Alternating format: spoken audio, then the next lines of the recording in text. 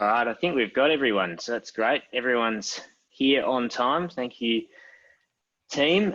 Very special night tonight. We've got our investor panel, which I know from all the questions that you've all put to me to ask our panel tonight, you're all obviously looking forward to this. So we'll get started and get into things, and kick things off. So tonight's agenda will be, we'll do some welcoming introductions to our panel, and obviously we did a bit of stalking of them last week in our class, so that was you should have a good idea about who they are, but we'll do that. We'll have our investor panel, which will go for about 45 minutes. Obviously, if it's going really well, then a bit longer is fine too, but we'll also open up the floor to questions. So if there's anything that I haven't asked, we haven't teased out of our guests tonight, and that you specifically want to ask, please do so. And lastly, we'll thank our panel members, and they'll depart, and we'll carry on for a bit longer as a class to cover off on the startup game that you guys have played over the simulation over the last week. So I'm just going to hand over to David quickly to say a few words. So David. Thank you very much, Campbell. Good evening, everybody, and welcome to Mike and Hugh. Great pleasure to have you with us.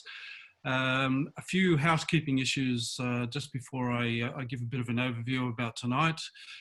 This is being recorded, so if you're not happy with that, or you do not wish to be recorded, please just reach out to Anna and let her know. We do this for educational purposes so that people can have a look at this later on and refer back to it. We also wish to acknowledge the people of the Kulin Nations on whose land that Monash stands, and we pay our respects to their elders past, present and emerging. Wonderful night tonight. The investor panel, part of what we do at the Entrepreneurship Portfolio at Monash Business School is to really ground our education in practice. So it's very, very critical that students are interacting with people who actually do what you're learning. So all of the way we've designed the program is that our teaching staff are all practitioners, guided by us.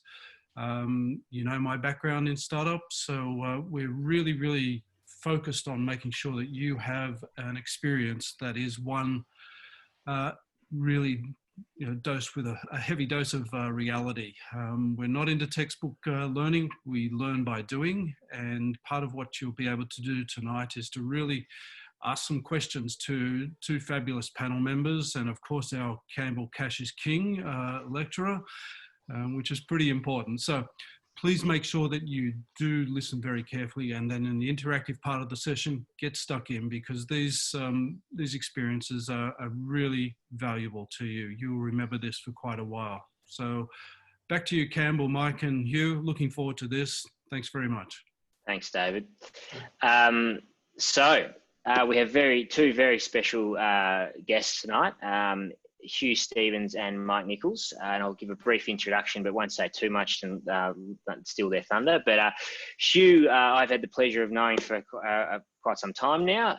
Hugh is an entrepreneur with a very successful business in Scared Social, which he'll elaborate on shortly. And then we took a look at the website last week, so the team understand a bit about what you do.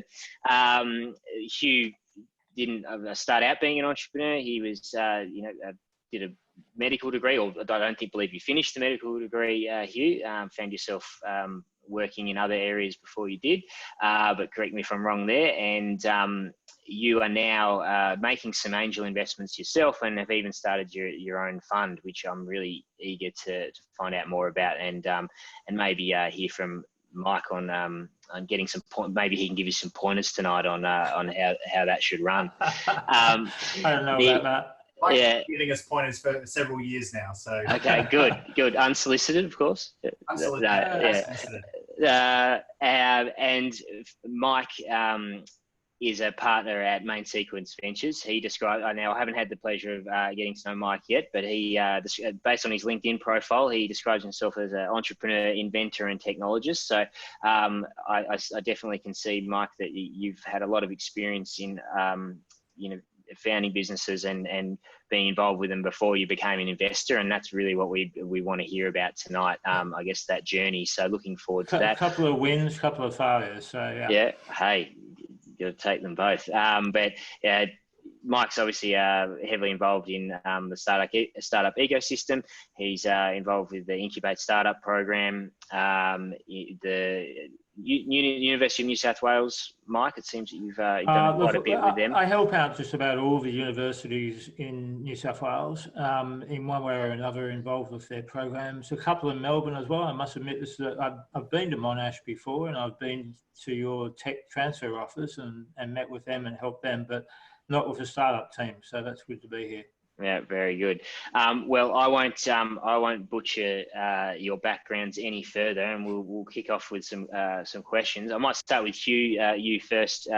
Obviously, we've known each other for a little while now.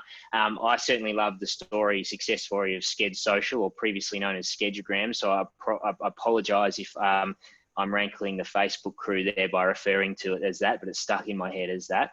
But maybe you could start off by telling us briefly about your, I guess, startup journey and how you've sort of got to this point. Sure. So as you mentioned, I was a medical student when I first started studying. I did medicine, I did law simultaneously for a while. I did a stats degree that I actually finished. It's the only degree that I properly finished was a stats degree. Then I did law again, dropped out of that again. Did a PhD, never finished that. I did finish an honours component in intensive care, so entirely unrelated to business. So pretty much the only area that I haven't studied is business. I did economics, never finished that either. So I'm somewhat a sort of that classic serial dropout, but in reality, it's that I can't apply myself for long enough to most things. But I guess the story of how I started in business, so to say, was I actually spoke at a conference about just an area that I thought was quite fascinating about, how you apply medico-legal risk management to mental health providers in the social media space, which sounds incredibly specific, but the conference was relatively specific. And I just thought it was an interesting area to talk about. And someone came up to me afterwards and said, "Oh, do you do this risk management stuff as a job?" And I was like, "Sure, of course." I do now. Correct. So, so that was pretty much the start of what was Dialogue Consulting, which was the first business that I ran. That was sort of, I guess, a traditional services business. We did sort of everything from risk management through strategy consulting, across all the usual gamut of banks, insurers, government, NGOs, all that sort of stuff. And then kind of out of that, at one point came this whole thing of, people were complaining, and we did a big project for one of the big food and beverage companies, looking at where they were spending too much money, essentially, on marketing agencies. And the big pain point was Instagram. And we were like, oh, it's kind of weird that Instagram is such a nuisance to handle. And I spoke to some of my other friends in the sector. They all agreed it was a big pain. Had a quiet December, January. And so I sort of whipped off my, I was a nerd child, coding skills, and put together an MVP. And then we launched it in January and had our first paying customer, I think, at the second week of February. January, what year was that? 2014. Right. Gotcha. And that's Sked Social as it is today. That's what it is today. Still the same thing. Yeah.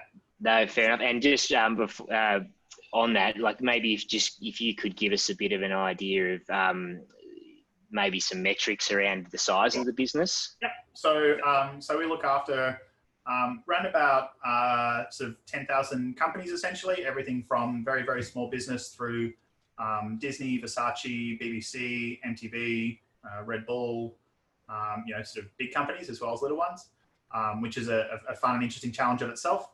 The teams, I've got a team of about 15. We're all based around the world, so fully remote team. I've met 3 of them face to face. The rest I haven't actually met face to face. Some of them have worked for me for 3+ years, and we obviously speak on video calls regularly, but never met them face to face. And we've kind of been growing at a decent clip. you know, not a T2, D3, as I'm sure we can talk about if we get to that stage. But, you know, that's kind of the difference in journey between perhaps a venture funded model and a non-venture funded model of a business. Yeah, you're completely bootstrapped, so different story. Yeah. We never took any. And a master of your own destiny. For better or worse. For better or worse, you know. Like so we might come back to that because that's definitely some things you want to touch on. So obviously, being your accountant, I know a lot about the business and how it's going. We should be interviewing you. Yeah, but you know, obviously. The company does well. The company buys me nice things. Is probably the easy way to put it. So yeah, it's 15 people full time, buys me nice things. You know, lets me live the life that I want to be able to live. Yeah. And that's exciting. And you know, every day it brings new challenges, and that's entrepreneurship. So absolutely, no. So great success story. And obviously bootstrapped. That's a key thing that I think we're going to touch on soon. And I guess there's a bit of a nice segue to Mike. How do you two know each other? You and Mike? Through Incubate. For a while there, for a couple of years there, I was the entrepreneur in residence at Incubate at Sydney University, and we were in the basement, the dungeon that used to be the headquarters of Incubate. And Hugh's business partner, James Alexander, was basically running Incubate, and so we would meet up on I don't know, every couple of months, have a chat, saw eye to eye. Kept contact, and you know, I liked the fact that he had built a bootstrap business from scratch and wasn't particularly boastful about that. Kept it reasonably quiet, and seemed to be churning the revenue away there. So yeah, we saw eye to eye on a bunch of stuff. So. Well, and with that, I guess maybe if you could tell us a bit about your story about where you've been in the startup world and how you've come to become a VC now, and a bit about Main Sequence. How did I get here? Yeah. Look, I started my career at 16 in the Royal Australian Navy. I did a trade before I started a degree in night school. It took me about 8 years to do the degree in night school. I call it my bicentennial project. Essentially, she's laughing because she remembers what the bicentennial was, but most of the rest of you won't. I did a Bachelor of Business in Accounting with computing science sub-major. Started at University of Wollongong and then moved up to UTS. But I always did it because I wanted to start a business, and I felt it was really good grounding for that. I went to the UK, lived over there for a while after I got out of the Navy, started selling computers, and that was sort of my introduction into business. You know, aside from working at Macca's part-time when I was 15, I'd spent 9 years in the Navy, so I didn't have much. So I was about 25 at that point, 26. And I turned out to be a pretty good sales guy. And, you know, I lived in the UK for a while. I sold computers there. Came back to Australia, got a commission-only job, sold computers and big systems to people. Eventually, Hewlett-Packard tapped me on the shoulder and said, come work for us. So I worked for them for about 4.5 years or so. At one point there, I had a $50 million US quota a year of all the partners that I dealt with. I basically managed most of the major channel partners for Australia. And then I met up with a mate. I worked with a mate closely who worked in one of the channel partners, and we got drunk one day, and as you do, and said, geez, it'd be good if we started a business. And so we launched a business, and in the first financial year, it was what I like to call at the time a sophisticated box shifter. So we, back when IT was a thing that was a very fast growth area, now computing, not so much fast growth, but back then, 25, 30 years ago, it was super high growth and good margins. And so we launched a business, but we were, as I say, sophisticated. So in the dot-com boom, we used to sell all the big servers and big routers into all the new big tech companies. So the new telcos, the new mobile phone providers, people who were doing what's now known as web services, but back then, what was it called back then? It had a different name back then. Basically hosted services. So all the people building all the ISPs, building all the managed service providers, we sold all the hardware into them. Big, like $700,000-800,000 Unix servers, big Cisco routers. We built that business up. My partner banged out reasonably early in the piece, about 2.5 years in, and I built the business up over a period of 8 years and I sold it. After that, I worked for a bunch of VCs for a while, helping them out with a few projects. I did a bunch in the finance world, in the real estate world, and then got back into technology. Would have been 2000, maybe in 10, something like that. Anyway, it doesn't matter. Some stage I got back into hardcore technology. I work with a big venture firm or a big investment firm called Intellectual Ventures, which has 70,000 patents, 6 billion under management. Worked with them for a whole bunch of years, helped out a bunch of VCs for a whole bunch of years, and then became the entrepreneur in residence at Incubate. And then it got recruited into the firm for Main Sequence Ventures. Right. So lots of digging around in universities, lots of looking at startup businesses, a couple of startups myself. I've glossed over the number of experiments that I run at that period of time, some of which worked, some of which didn't. In the original business we launched, we went from $0 to $4.3 million in 12 months with $10,000 in startup capital. Fantastic. And no outside equity. Second year we did it again, similar revenue, but we doubled the margins. And then we realized that wasn't a very good business model for a while because it was very hero to zero every month. So we started building up a nice recurring annuity revenue. We turned into an ISP, a managed service provider, for want of a better way of putting it. Yep. And when DSL was first coming out, we had a competitive product, Telstra's. And so, yeah, that's basically my background. That's probably enough. No, that's and that's what we want to hear. So very varied background there, obviously, and now you're a VC at Main Sequence. Maybe just briefly, just a quick snapshot on the fund. Yeah. So it's $242 million fund. It was originally the product, the love child, if you like, of the National Science Innovation Agenda that was put together by the Turnbull government, where they identified quite correctly, and it's still a bit of a problem, that people in research institutions were great at research. Australia has fantastic research. We weren't very good at turning that into large companies. And so we were formed with the view of investing into Australian public research spin-outs or small to medium businesses that are working with Australian researchers. Primarily, we're trying to get that stuff out of the lab, out of the research institution, and into building big companies. Like we want to build more ResMeds or more Cochlears or those more CSLs, those sorts of businesses. Great. What I'd before I go into some questions to lead on from that, what I wanted to do is just quickly set the scene as much for the students, and this is a well-worn slide that I'm going to pull up just quickly, but for the benefit of Hugh and Mike, this is, I guess, the unit as an overview, and then what we've really tried to do is just put finance and accounting in the context of the story of a business. And so we started out by looking at how value is created and captured.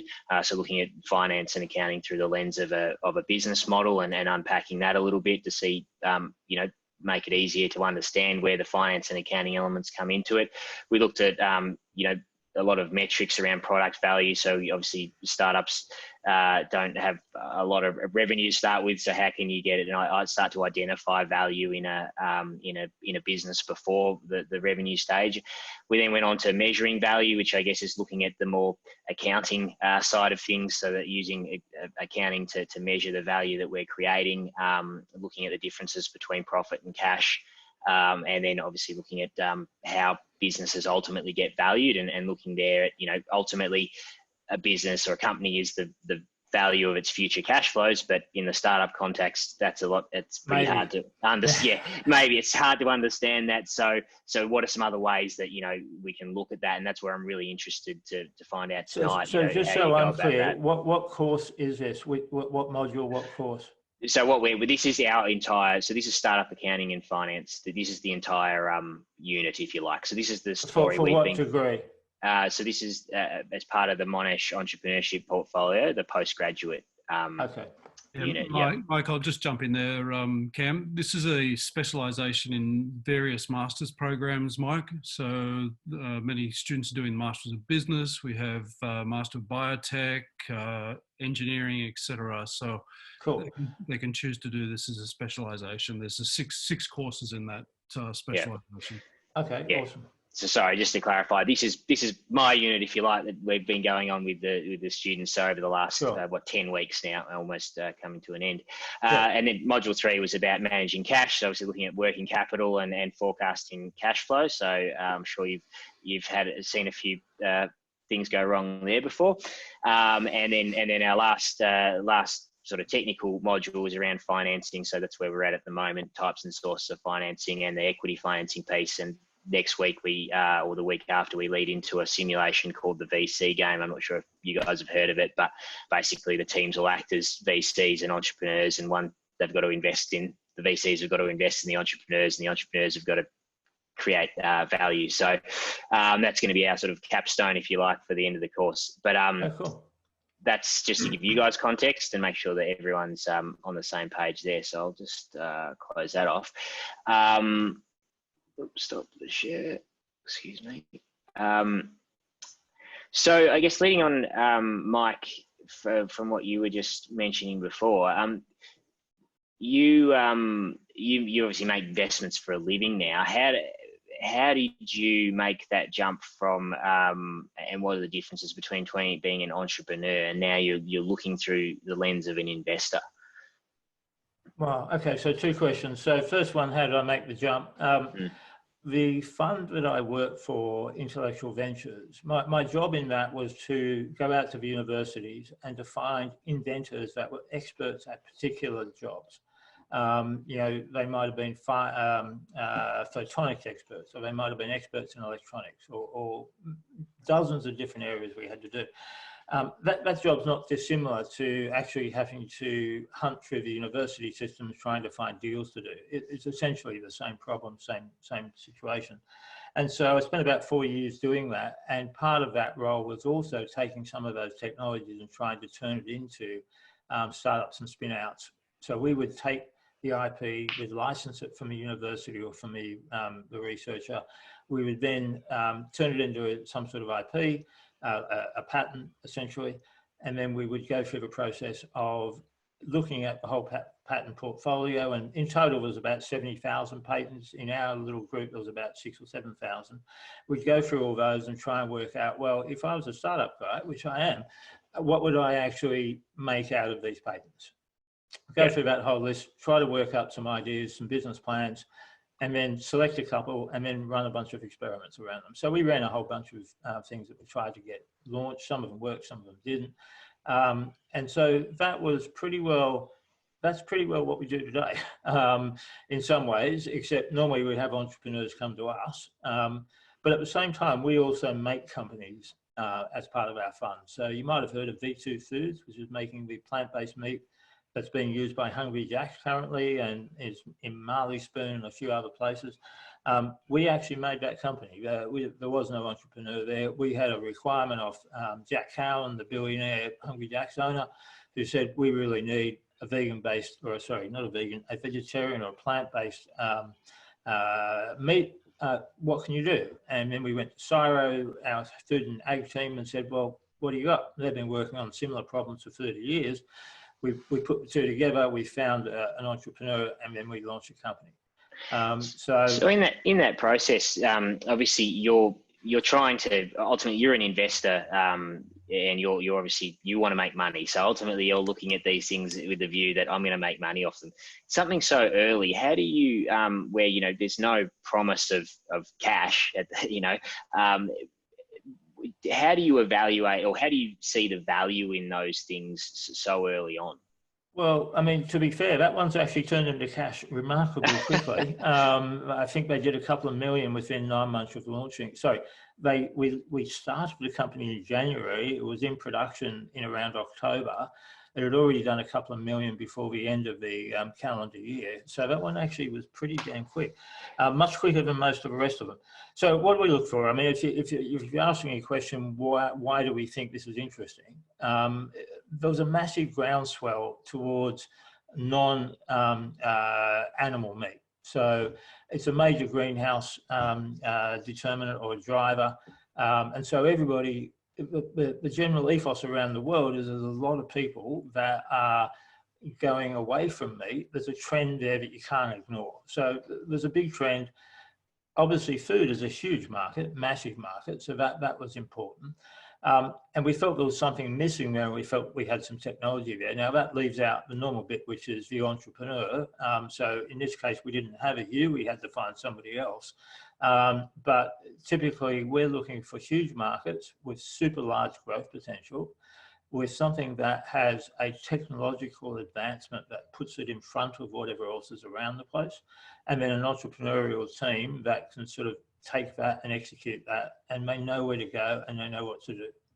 So you're working in a world of obviously science, and this concept, I guess, may be foreign to maybe some of our students who, you know, when we're talking about the startup ecosystem, it's very much, I guess, probably popularized around an individual who comes up with an idea and then, you know, that idea becomes popular, as opposed to the model which, you know, you guys are looking at trends and trying to put the pieces together there. I guess both ways though. I mean, the startup person is responding to their view of a trend that they think is interesting. Yeah. And so, you know, hopefully we think the same thing. Yeah, so I guess it's validating that gut feel of the entrepreneur that you might want to call it sometimes, and on that trend, or in your case, you're also validating that trend through your own lens. Yeah, I mean, if you look at today, what are the trends we can look at today with COVID? There's a whole bunch of stuff that's changed now. Yeah, you know, like what's the chance we're ever going to hop on a plane again without having our temperature scanned? Or go into a hotel or go whatever. Like, you just know, there's going to be things like that which are, you know, predictors of future actions. You just got to look at what people do and what they are doing en masse, and you can start to see trends in various places. So on that, I might ask Hugh then. I mean, when as a founder, Hugh, you sort of you touched on those where you've identified obviously an opportunity. I mean, I'm not sure how much science you put it around at that time, but, you know, how did you go to that next step, or how did you see value in it? Was there anything formal around it, or were you just following your nose? And if you were, I guess, what were some of the indicators that validated that there's something valuable here? Yeah, it's funny. It's a funny question, because it's sort of like, it does, as I'm sure Mike has seen, you often end up giving advice that you're like, I never followed this advice, and, you know, I can demonstrate success, but I should have followed this advice. And so, you know, I don't think I've ever written a business plan in my life. Yeah. You know, it was never a business plan, projected market. Like, I've never. I hate business plans. Sorry, lecturers. I hate business plans. Oh no, you don't. Settled by Mike with a passion. We're certainly not teaching business planning here. Ultimately, trying to equip our students with the tools to, I guess, run with their ideas. To be clear, you know, like, I've written budgets, absolutely. Different thing. They're different thing, exactly. So you won't see me. I mean, other than as a consultant, I've never written like a SWOT analysis or, you know, like some sort of 5 forces, something like that. To demonstrate some degree of my academic business school knowledge that I never actually studied. But yeah, like, we never necessarily had that. And what realistically happened was, I actually initially launched a software product thinking this will generate some good consulting, some interesting consulting stuff. And over time, essentially, the amount of consulting work we did. So when I started, I was pretty much still working full-time consulting. You know, had a software company running on the side, eventually had staff working for the software company on the side while I was still working full-time, doing consulting in another field. And then over time, you know, kind of that balance slowly shifted between the amount of consulting work we do compared to the amount of revenue that the software company came in. And then sort of eventually pretty much the software company killed the consulting, long story short.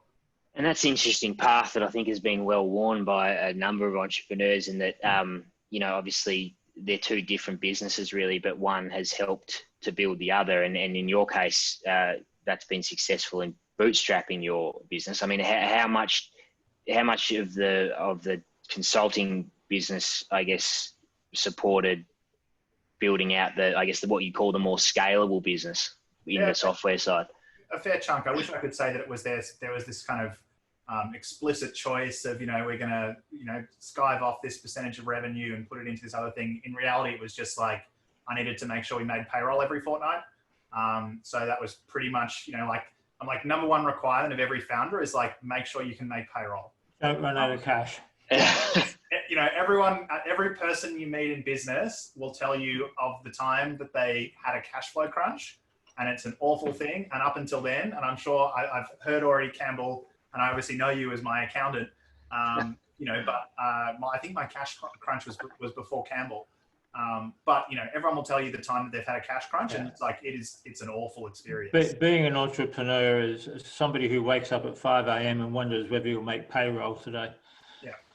Yep, I think David's made that clear a couple of times to us. No, and I guess on that side of things, as a bootstrapped entrepreneur, what have been probably the biggest challenges, or in doing that, where it is all solely on you? What? It's a really good question, and I mean, I spoke at a conference called IndieConf last year, and sort of spoke to a whole group of people looking at bootstrapping companies, or who were bootstrapping companies. Many of them are good friends of mine, and kind of asked myself the question of like, would I do it again? And I don't know if I would. It's wonderful being the master of your own destiny, and obviously there are some wonderful financial benefits of being the only shareholder. 6 years into the journey of a SaaS company that's generating strong positive cash flow.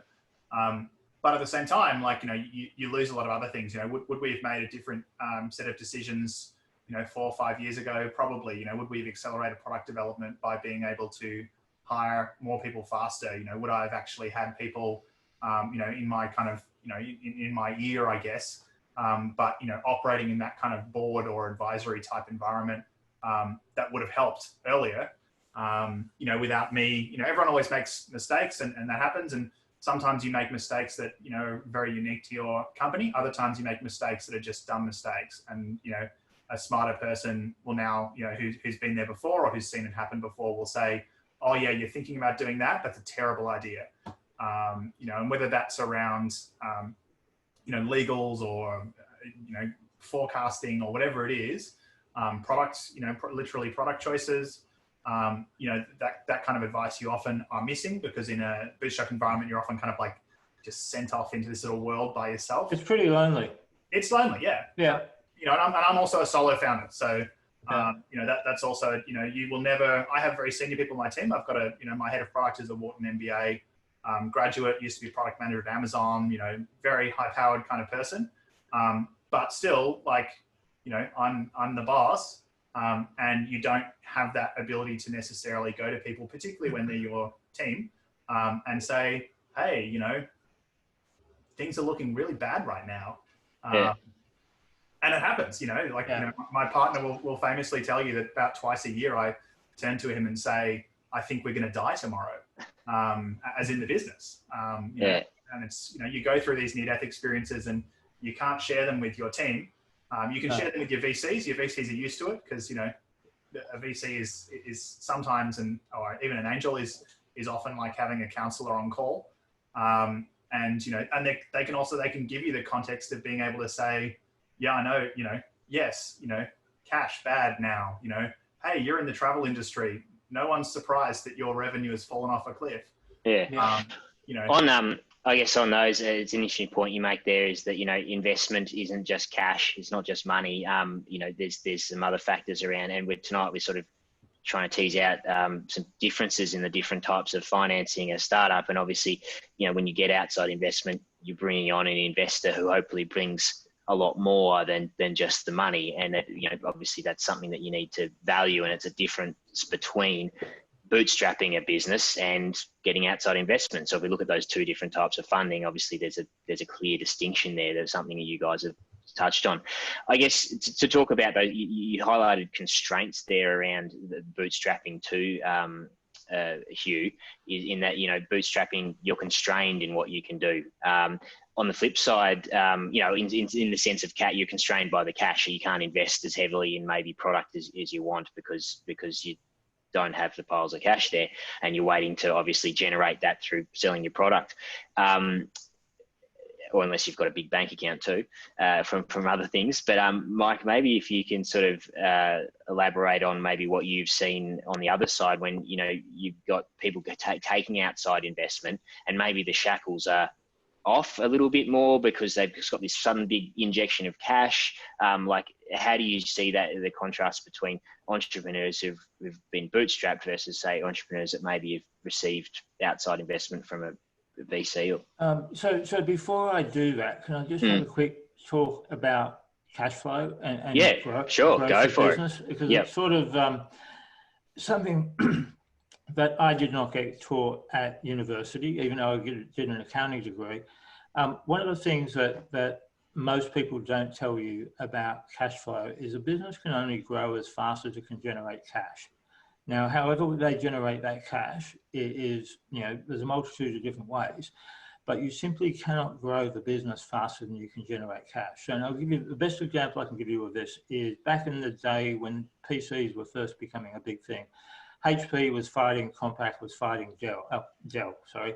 Now, Dell came with a new model to the market, and their model was a direct sales model. HP sold through a channel. So what that meant was HP built the product. So they if you think about a whole bunch of big trucks pull up to a factory, dump a whole bunch of components, they assemble it all, they ship it out to a big warehouse, that gets then shipped to another warehouse to the distributor, it gets shipped to another warehouse to the channel partner, and then finally gets shipped to the customer. Huge supply chain, right? Multiple points in the supply chain. And each way along the way is another set of working capital that needs to be managed. And so HP would have to pay their supplier long before they ever got paid by their customer. So if HP grew its sales, what would happen? Anybody out there? What would happen? If HP grew sales... We've just covered this team. They had to pay for their stuff before they actually got paid for it. They would have a massive working capital deficit, right? They would have to find working capital. So if they had to grow 100%, they had to find 100% more working capital. Now, what Dell did, Dell went down the path that they said, okay, suppliers, you need to be within 50 kilometers of our factories. You show up, your truck sits on the cement outside our factory, and you can't invoice us until the moment the truck moves into the factory and we start assembling the product. Okay, that's step one. So they crunched their supplier time. Okay, so we're thinking about cash flow again. On the customer side, they took an order off a website and they said, we're not going to ship this to you for a couple of weeks. So they took the cash off the customer a couple of weeks before they shipped the product. So what happens when Dell sells 100% more product? They spin cash, right? Yep. And so most people don't understand that difference. So if you bring that back to a startup context, if you can't generate cash from your business, then you're going to have to find it from somewhere else. And you can only grow as quickly as you can generate that cash. Now, Hugh would have juggled this for years and years and years as he was generating cash, he could afford to grow a little bit more. Now, the VC can help you with that, but to take the VC money on, you need to have a very specific type of business, and it's not for everybody. You have to have a massively high growth potential business, and it has to have a massive business opportunity, a very large market. Some businesses are just not suitable. Most businesses are just not suitable for VC funding. And hopefully we recognize that early and we don't sort of engage anymore. Was that a useful model, thinking about the working capital? No, absolutely. And we touched on this a couple of weeks ago in the working capital side of things, and I think it's one of those things that you probably don't appreciate until you probably have been in business. Until you don't. You really don't. Yeah. And so it's a great. I'm really glad that you highlighted that. I guess with just leading on from that, what type you've mentioned there? What types of businesses are good for VC? What big markets? I guess what at what point? Are you investing in those businesses? Like, at what point have you seen enough to go, this is a business that can be funded with VC? Yeah. So look, I mean, our business is what we call deep tech. So typically coming out of university research, it's different to Hugh's business. Hugh's business is a SaaS business, not quite consumer, but very, very, what would you say, B2B style business. Yep.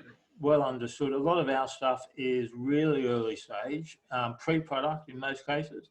Just when the product is going, in some cases, from science into a technology / engineering / product development stage. So as an example, one of the companies we invested in is a Wi-Fi company that's making 1 kilometer Wi-Fi chips. So the Wi-Fi will do up to 1 kilometer. Yeah.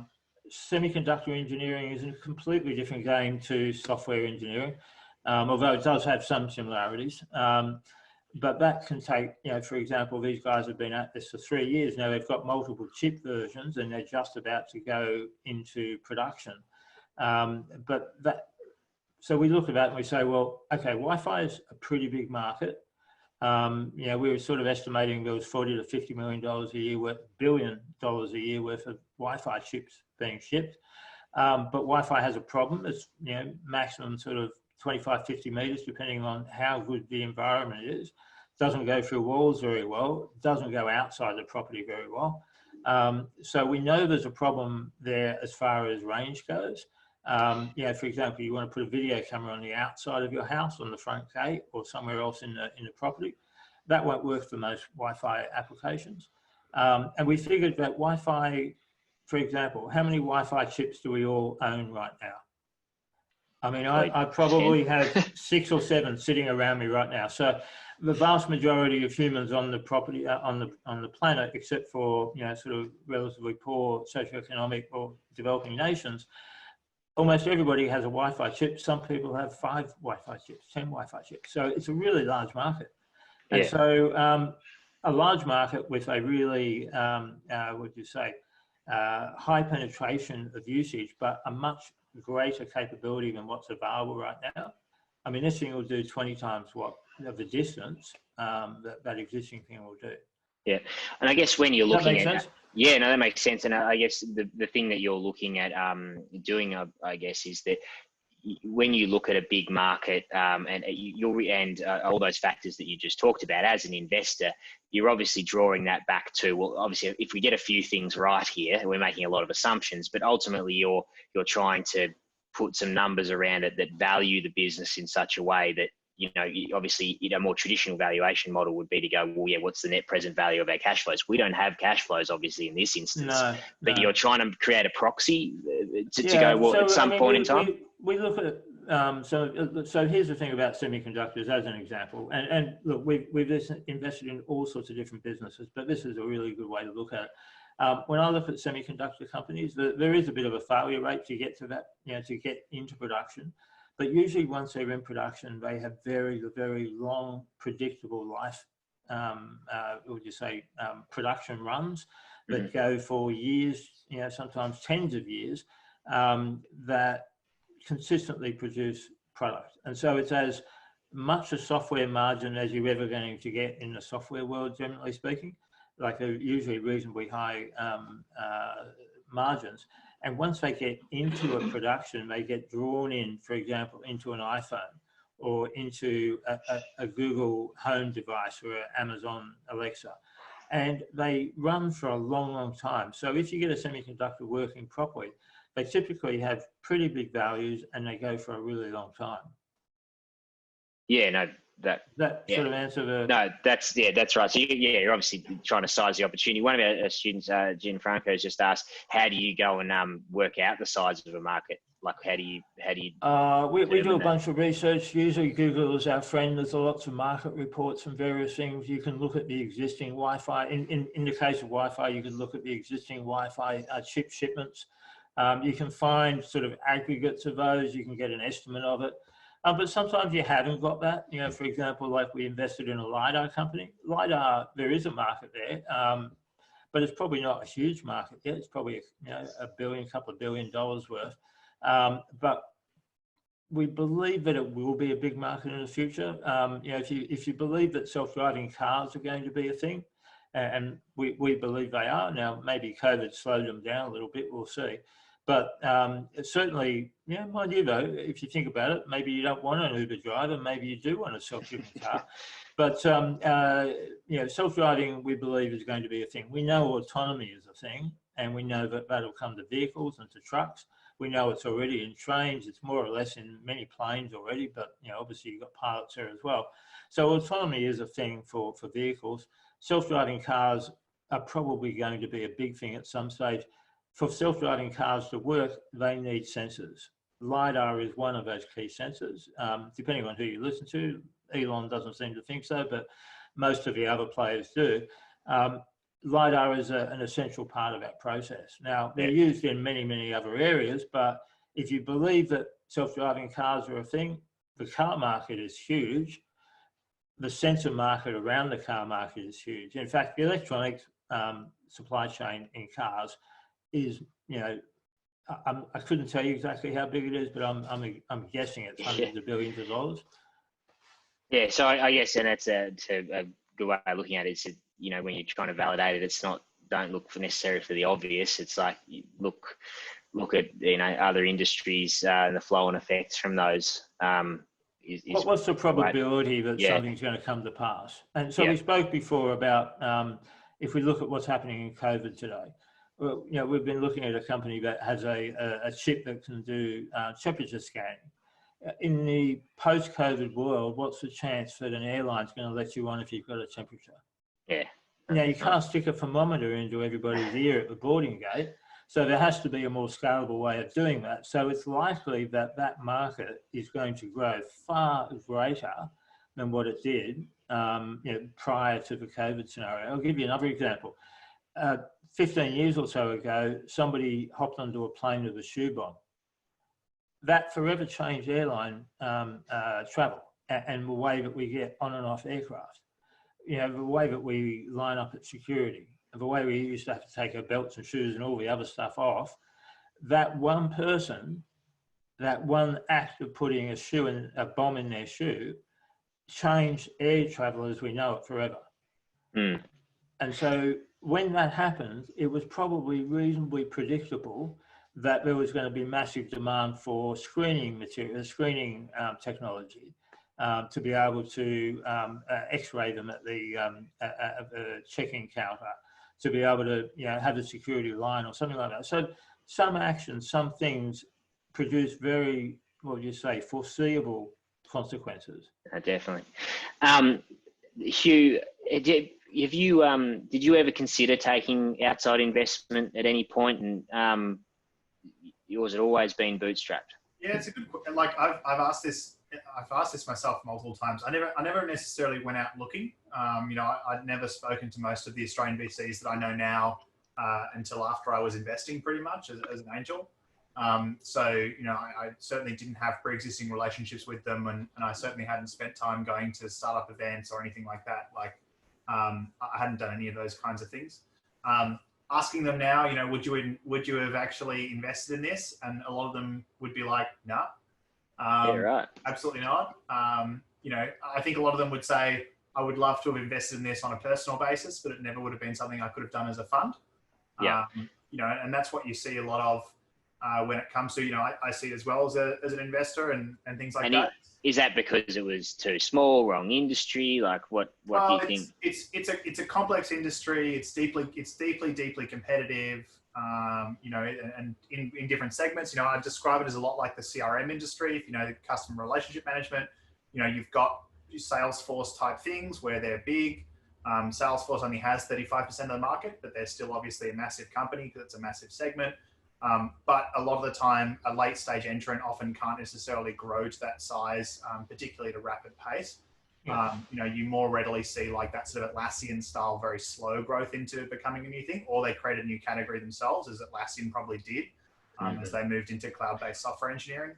Like my background obviously was and is running things that are cash positive. And I spent some time while I had this business running. I spent some time working in a few startups, usually post Series A. So I'd come in immediately after a sort of Series A type size check, a couple of $1 million. And I can tell you now, even when I was going in as a kind of consultant / advisor / quasi full-time team member, it was pretty weird jumping into these businesses and being like, yep, we're losing 200 grand this month. Next month, we want to aim to lose 300. Yeah. It feels really like, for someone who, you know, when you've gone through those cash crunch moments and things like that, it's a very big adjustment. Well, I guess on that, and we've just sort of covered off on forecasting cash, and we looked at, you know, things like cash, you know, burn, and I guess it's that thing. It's like, you know, if I guess Mike, step in here if you got thoughts, but you certainly don't want, if you're a VC and you've invested in a company, you don't want them burning through that money too slowly, do you? Because they're obviously not creating value quick enough that's going to beat their competitors or, you know, help them achieve what ultimately is a return to you. I mean, yeah, let me, sorry, Hugh, you go. Well, the way I've always described it is for my business, for most bootstrap businesses, you're always investing in CapEx and OpEx. So people and stuff. Yeah. So that's sorry, just for the team, those capital expenditures are assets or versus operating expenses. Yep. Yeah. You know, you and I, we're accounting. People versus stuff is how Yeah. You're always getting people and stuff for probably what you needed 6 months ago in a bootstrap company. So whatever you needed 6 months ago is what you then have today. So in terms of, you know, do we need a support team of 5 or 50? You know, if we needed 5 people, you know, 6 months ago and now we need 10, we probably still have 5. Look, I mean, even when you're a VC funded company, you have that problem because there's always somebody around that's got more VC money than you do. But in a VC funded company, you aim to be resourced for 12 months in the future. That's how I describe it. Yeah. So I guess explain how we think about it. We look at it and we say, we want you to budget for 18 months worth of runway, as we call it. And in 18 months time, that's about how much money we want to give you. And there's sort of a reason behind that. When you go through the funding process, it can take 3 to 6 months to raise money if you're going to raise money. After 6 months, you know, maybe it might not happen, but so 3 to 6 months roughly to raise money. And then we want you to have enough money that you're going to be able to spend a good 12 to 15 months executing and building the business and doing what you have to do, building the product out, building the customers, before you have to think about raising money again. We sort of expect that you're going to spend a lot of money to try to grow the product. Like, for example, if we're talking about Hugh, if he had have got VC funding, we probably would have been saying, and he's not in our segment, so we wouldn't have funded him, our fund ourselves. Not just because you don't like him. No, we do like it, it's just not our segment. And so we would have said, right, you can't just do Instagram. You've got to do Facebook. You've got to do Twitter. You've got to do LinkedIn. You've got to do TikTok. Well, there wasn't TikTok when you started, but anyway, you've got to do all these other areas. You've got to manage all of those. We wanted to take over the whole social media scheduling, marketing thing for B2B. You've got to do it all. That's probably what we would have wanted, because if we looked at Instagram, we would have thought, well, Instagram's really interesting, but the service market for Instagram, what are we looking for? We're looking for somebody that can get to $100 million revenue in sort of 5 to 7 years' time. Yeah. So there's a whole bunch of other expectations that come with VC funding. Well, we don't want to take the business on unless we think it can be a really big business, something that can either be IPO'd or will be a big trade sale for somebody. Yeah. And so to do that, it needs to be getting into those, you know, 50 mil plus sort of revenues, or potentially headed in that direction for us to do that. Now, we would have been sort of saying to Hugh, you know what, Instagram's probably not enough. But for Hugh, it's a fantastic outcome. He's got a great business. It spits cash out. You know, he's completely in control of his own situation. So that comes back to that it's not for every business. And if Hugh wanted to go down the path where he wanted to take on all those other areas, you'd probably need 10 times the development team, right? And then you'd probably need 10 times the marketing budget. And if that's what he wanted to do, that VC would probably be, you know, an option for it. Yeah. So on that too, I guess it's a good point too. There's no shame in you know, staying. You don't have to go out and get VC. You can still have a really great business. It might not be as big or as scalable as, you know, maybe Hugh's business, but he still has a fantastic business that makes him Well, he's very, got an awesome business. Yeah. I mean, the reality is he's in control of his own destiny. He's got cash coming in. He doesn't have to worry about making payroll so much anymore. Maybe he has had to in the past, but being able, look, what I say to just about everybody I talk to about VC finance, it really isn't for everybody. You have to have a specific set of requirements. There's lots of other ways to fund your business. Credit cards are your first thing. I hate to say it, but that's the reality for many people. Yeah. Personal loans, savings. There's all sorts of ways you can manage that cash flow process to make it more suitable for you to bootstrap the business. There's lots of different ways to fund the business. You only choose VC if you have the potential to be a massive business really quickly. If you don't have that, you're in for a world of pain. You just don't want to do it. There's nothing that goes worse than when a VC realizes that a portfolio company is a zombie. Yeah. Look, it's disappointing, but it's your own fault. But then, and when you say a zombie, just for the team, when you say a zombie company, do you want to elaborate on what you mean by that? Sometimes it's not. I mean, I guess probably the classic recent example is WeWork. You've raised money, a huge amount of money at a very, very lofty valuation. And then it turns out that for whatever reason, this was pre-coronavirus, but I'm sure now people would blame coronavirus. For whatever reason, you haven't been able to build the business to justify the valuation and the amount of money that you've raised. Even Giphy is probably another good example. Giphy had raised 150 million. Their last private market valuation was 600 and they exited for 400. And so, they weren't able to generate the growth. They weren't able to generate the cash flow, whatever it is. It was the expectations of the market that were expecting when they did that last funding round. They weren't able to make them into reality. And then as a result, you end up with, down rounds and you discover what liquidation preferences and ratchets are, because founders surprisingly frequently have no idea until suddenly they have to get actually used. I know a lot of founders who have built great businesses, VC backed, they've gone to $15, $20 million a year in revenue. Then for whatever reason, the whole thing's imploded. And them as a founder has ended up with essentially nothing. The business might have sold for a bit of cash, and some money went back to VCs. Maybe they got a signing bonus or something like that on the next job, but they definitely haven't ended up with sort of classic. And just tying that back, I guess, to some of the learnings and things I'm trying to hit home to the team and hopefully they're getting is obviously, the valuation of a business is it's the investor's expectation of obviously what it's worth and what it's going to bring to them in the future. So it's a really good point in that that hasn't met those expectations, and therefore the investor, no longer values it as highly as they did, and it ultimately, it crashes back to earth. So, I think that's as a founder, but the other side happens all the time. So most professional investors will say, that happened.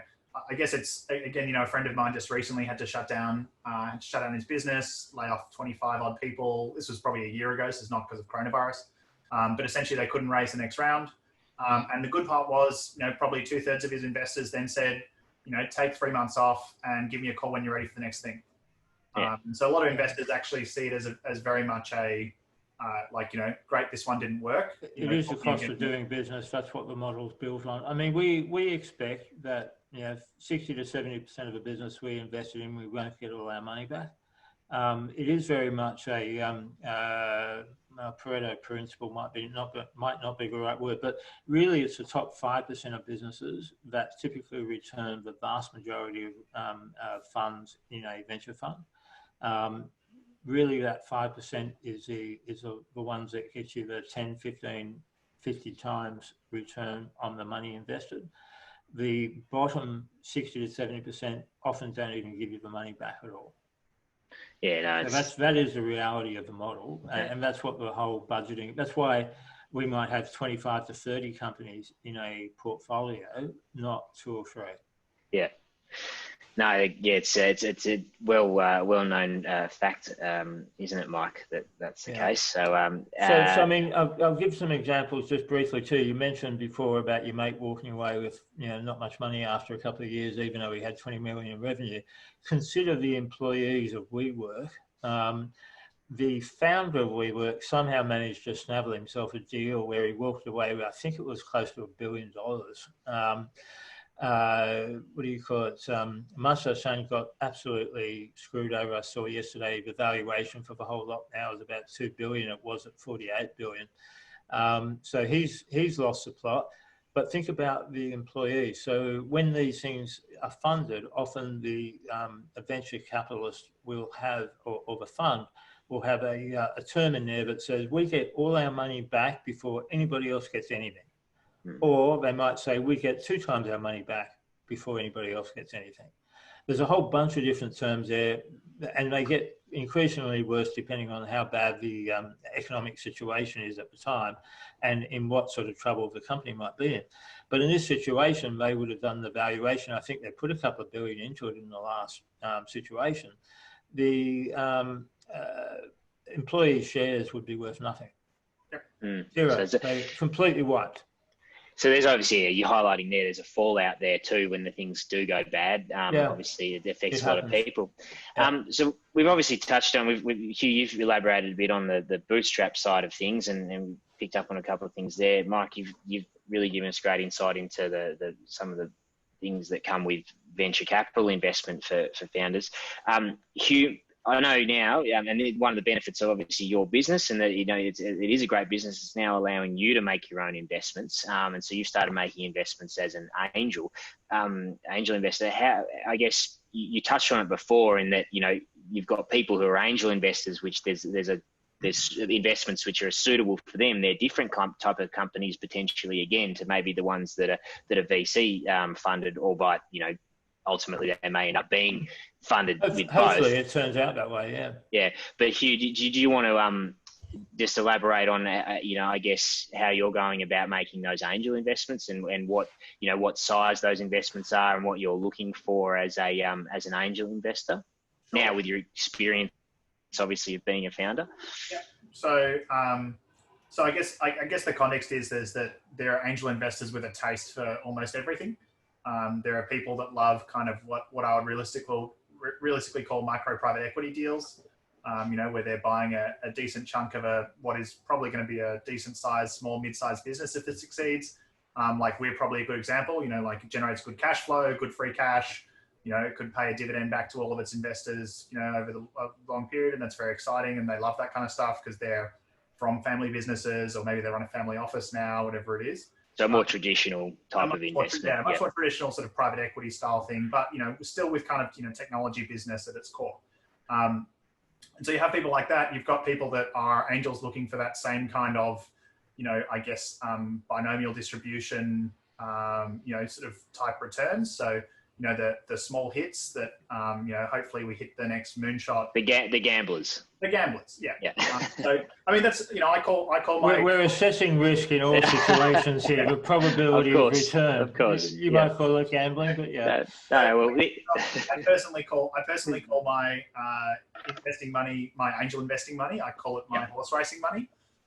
So far as, people, I know people that go out and believe that they have a lot of theory about horse racing and read all about it and know all about the trainers and all sort of stuff. And they obviously make their literal bets, about the success of those horses. And a lot of the time they lose it all. And it's kind of, part of it is, look, you lose it and you have fun. You've got a social environment around horse racing that a lot of those sort of people are. Hopefully they haven't reached the point of problem gamblers, different problem. But, you have that sort of social environment and you have that capacity to sort of work with a group of people. And, you sort of, when you put in the bet, hey, it might not pay off and, you can afford to lose the money. So, I've had problems with companies I've invested in where one of the other investors has not come from that kind of lens. You always have, and everyone will always tell you stories of the person who, mortgages their house and then has a massive divorce, and suddenly they're trying to take the money out of your startup after they've just invested it. And it's this just, you can anecdotally call it the dentist problem. So just to summarize that for, I guess, the team, I guess when we're talking about angels, there may be a lack of professionalism in their approach to investing, is what you're sort of saying. Potentially, it just qualifies as a sophisticated investor. Yep. A sophisticated investor is somebody who's already lost their money. Yeah. So Hugh, is that you now? I think I gave you one of those certificates, didn't I? A couple of mine are dead, which is fine. I was actually disappointed that I hadn't had any dead, but a couple are dead or near dead. You know, they're zombie companies. I think the reality about angel investing, though, Hugh, is that, and part of the reason I didn't do much of it is that it's really difficult for you to get enough investments in that you get to that point where you start to pick some of those big winners, because good companies die for a whole bunch of reasons, and you can't control that. And it is very much a portfolio game, but most angel investors don't know that. And so they do 1, 2, 3, 4 investments and they wonder why they lost all their money. They were never going to make their money. The probability of them hitting one of those 20x style companies out of 2 or 3 investments when they're not in the game full time, when they don't look at hundreds of companies, the probability of them getting that is so low as to be almost, non-viable. So in the case of, because obviously angel investments usually obviously much smaller, check sizes than a VC would put in.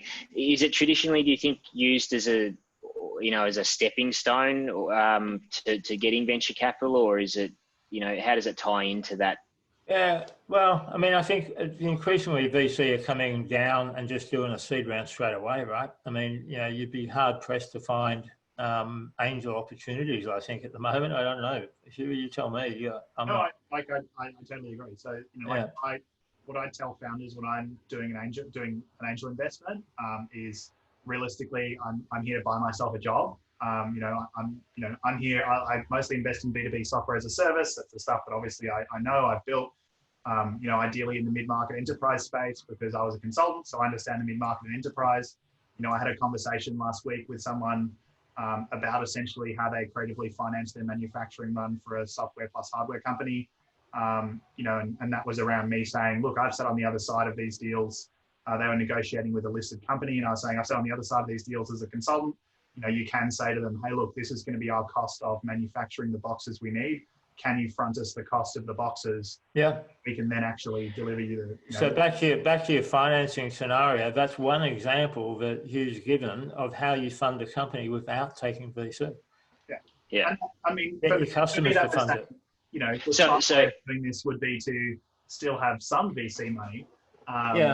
But that's the money for essentially your operating capital, your operating cash flow needs, more so than we need 900 grand to do a manufacturing run. Yeah. It shouldn't be a problem. You just essentially get pre-orders. I'd make the observation that VC money is expensive. There's other types that are more expensive, but it's expensive because you give it a big chunk of your equity away, and at some stage in the future, hopefully that will be worth a substantial amount more than what your money was that was there.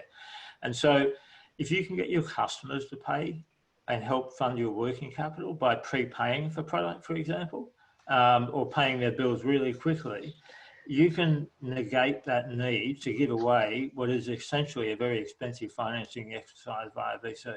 Yeah, and the more you can do that, the better off you'll be, even if you are VC funded.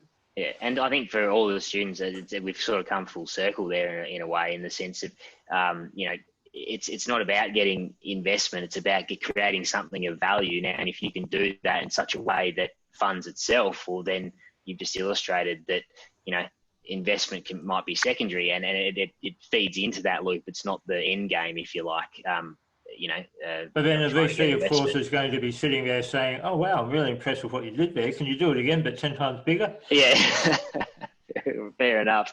I guess then just to touch on the angel point of view, is that, it sounds like it can be a bit of a mixed bag. So if you've obviously got the case of our students who might be going out and starting businesses, and they think that, they come across an angel investor or someone who wants to invest. Hugh, I think you've illustrated that finding someone who obviously knows, comes with a lot of experience, and in the angel world, it's probably a lot less about the money and probably a lot more about the experience that person brings to the table. I think people often overestimate the value of connections. So a lot of angels will tell you all about the connections they can give. And I've kind of always been of the same view, bit of a similar view sorry, the cat's getting on my desk.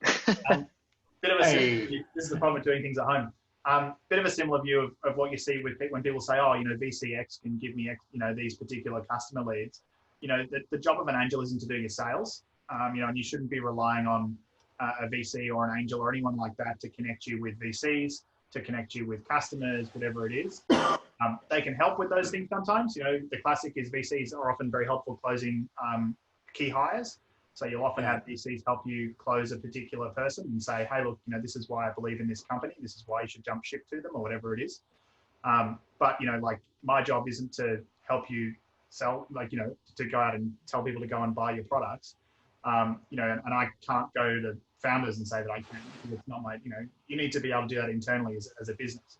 My job is to be able to say, when you say, hey, we're having this problem because our customers are all in Singapore and the US, and how do we deal with foreign exchange? I'm able to go, oh, well, so you can do X and Y and Z. Here are the banks that will offer you a foreign currency account. Here's how you TransferWise, one answer. Yeah. That's the kind of thing that's useful. And I can say that because I'm like, look, I've had that experience. So I'd say to you, what we see as some of the biggest challenges our companies have is once we give them money, actually the hiring thing Hugh spoke about, that was the biggest challenge of everybody up until February. We had people that were really struggling to hire people. And I spent a lot of my time in the last 12 months or so setting up a talent network that actually drove inbound talent to us so that we could feed that to our customers. And I still, every day I send talent out to various portfolio companies of people that I've found that I think are fantastic, and send that off to them and say, okay, this person looks like it meets your needs. That is, I think, an important role for the VC to do, as well as convincing key hires that they should jump on board with the company. Because if you've got somebody that's super talented that has worked in a big corporate, one of their first concerns is this startup going to be around? So if the financier is standing there saying, we're supporting this company, we put a stack of money behind them, we're putting everything we've got behind them. In fact, we had one of these last year where I met them when I was in Europe. They were trying to recruit them. I just said to them, I said, we want this company to go to NASDAQ. You're the right guy. You've already built $1 billion business already. We'll do whatever we have to do to keep you funded so that you can take that business up, because the founder is fantastic technically, but they're not a CEO that's going to be a CEO for NASDAQ. You are that person. We'll do whatever we have to do to actually help you get through that process. And so he came on board. They're in that process now. So hiring is a very important part of our role, I think. Lots of VCs don't necessarily agree. They don't do it, but I think it is. And so that's sort of one of the values we try to bring to it. Sometimes we're successful. So yeah. Work I've done, I got closed by VCs on them. So sorry? All the startup work, whenever I've been dragged into a startup, it's been a VC that said, no, this is why I invested. Actually, the last time I did it, I actually said to the VC after I met the founder, I was like, this company's crap. You totally invested in the wrong startup, awful company. And then he turned me around and I went and worked for them for a while. So, they can be, for better or worse, very persuasive. And that can be a very good thing. Like if that founder was there alone, he would never have been able to persuade me to work for him. I'd make the observation too that there's lots of VCs around that talk about adding value, but the more they talk about it, it's probably inversely related, correlated to how much value they actually add. But anyway, there you go. I'll touch on, I'm conscious of time for everyone, but I'll just, Hugh, now obviously you're now stepping up into becoming a VC yourself. Do you want to tell us a little bit about, I'm asking you some questions about this, but tell us a little bit about the fund and how that's come about? Sure. So one of the things James, as Mike said, is a friend of mine who ran Incubate, which is, you may hopefully know about the Generator, which is Monash's, program for startup acceleration incubation on campus, or what was on campus. I guess it's probably remote now. But James ran the University of Sydney's equivalent. That's how I met Mike. Him and I have been talking for years about, one of the interesting challenges that both of us see is that particularly with younger first-time founders, they're often very heavily discounted by the traditional sources of funding. And they're often seen, even now, I had someone from a government department tell me last week, I've never run a business of any substantial size because I haven't raised any money. I sort of... That wasn't your dad, was it? No, it wasn't my dad. Okay, cool. But you know, like there's certainly, and you know, he then followed on with that, and you know, that particular person then said, "Oh well, you just don't have any experience," and I was like, "Well, that's interesting." Like, yeah, interesting observation. And realistically, like I wouldn't call it. It's not quite direct ageism. Ageism is probably an unfair thing to say, but some people's proxies that they use to decide what is valuable or what's good is like, have you built this before? Have you done this before? You know, is this the second startup, third startup, fourth startup, whatever it is? And so as a result, James and I have always had the view that, you know, these first-time founders that are typically younger, usually at university, because they're usually a bit like me. I dropped out to obviously run a business. You know, you should never drop out, I should say, on a university call. You know, you've got to finish your degree first before someone faculty comes and gets grumpy at me about it. But, you know, that's typically what we see. And so James and I said, let's see if we can get a fund up and running to explicitly fund stuff in this space. So, you know, traditionally university associated, first-time founder, typically younger or younger founding team, whether they're undergraduate or postgraduate or you know, high degree research type students. And, you know, with Monash as an investor in the fund. So I'm delighted to, it's not formally announced and everything like that, but, you know, Monash is in the fund, for example. And, you know, that kind of been, that's kind of the next thing, I guess, for me is really kind of stepping into that lens of that. And, you know, it causes interesting challenges, you know, you still have the conversation with people where you say, hey, this is a great business, but just don't go and get venture funding, like you're not the right type of business. And sometimes you'll have people who are convinced that they want to try and, you know, take a bootstrap model, and you go, you know, you're going to actually fail if you take that model. You know, this is a cash intensive business, or, you know, this business needs you to go big really early, or has to be freemium to drive the adoption that you need. And you're going to need cash for that. And how, I guess I'm interested because obviously you're going now from investing your own money, and I guess through the fund you will still invest some of your own money, skin in the game, so to speak. Now you're going to investing other people's money. I mean, and I guess what I want the students to sort of understand too is that a venture capital fund ultimately is a business in its own right. It's raising venture capital from their limited partners, you know, other people who are giving you the money to go and invest in others. So how are you handling that, Hugh? Like, what are you, and Mike, maybe afterwards you can give us your view on that. But I think the thing is, Hugh's fresh to it. Exactly. You know, so to be clear, we haven't written a check yet as the fund. Looking forward to doing that. So I think. Sorry, have we got an announcement yet? When's the announcement? Do we get one soon or not? Imminent. It's been the legal stuff's been done. So send me the docs, mate. I thought you couldn't invest, Mike. No, I can't invest, but I'll get you some press. Yeah, so the you know, probably the big thing for me, and a bit the same thing with the angel stuff that I invest in, is it's sort of like, you know, when I'm investing as an angel, and certainly the same thing with a fund, like your job is to be incredibly high risk. You know, and it can be very hard when you've run a sort of more, let's call it traditional business, insofar as, you know, cash generating business, you know, great outcome for me, and, you know, things like that. But, you know, my job is to find incredibly risky stuff that either goes to, you know, infinity or it goes to zero. And anything else, you know, as an angel or as a fund, you know, we're not there to deliver, you know, S&P 500 returns for our investors. You know, if we're returning the same amount that they might see from the ASX or whatever it is, you know, just an index fund, we've failed. You know, yeah, we don't want dividend-paying businesses. Correct. You know, like you don't want, if Telstra shares are outperforming our portfolio, it's a disaster. Because you may as well just go and buy Telstra shares, you know, like, and then I can sell them at any point, and, you know, there's it might not be lower risk though. I mean, it may not be totally lower risk, but we can assume that the ASX 200 probably is. Yeah. Well, sorry. No, go for it. No. Just I'm just trying to cast my mind back to the question that you asked originally. No, I was just saying, you know, that move from, you know, I think I'm just trying to make sure our students understand, that the team understands that, you know, a VC fund is a business in itself. Ultimately, it needs to see returns. Maybe that's worth sort of spending 2 or 3 minutes and explaining how that is a business. Typically, when you raise a VC fund, they're 10 years in duration. Sometimes you can have an extension to 12 years, but typically they're 10 years. And what you get is a commitment from a bunch of investors to invest money as you call it. So we call it when we have investments to make. So when we start off on day one, we may call a management fee, and they agree to pay you a management fee over that period of time. That varies from deal to deal, but usually it's about 2% of the money that's under management. So as an example, if you have a $100 million fund, you've got $2 million a year worth of management fees to pay the office rental, to pay the partners, to pay all the other stuff that you have to do, run events, marketing, travel, due diligence, legals, all sorts of stuff.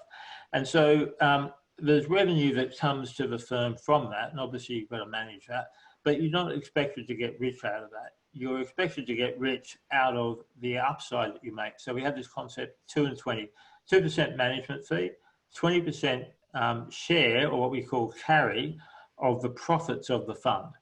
So if the fund has $100 million in money under management, and it sells one of the businesses for $1 billion, we will share in the profit of that sale, and we will get 20% of that profit, if that makes sense.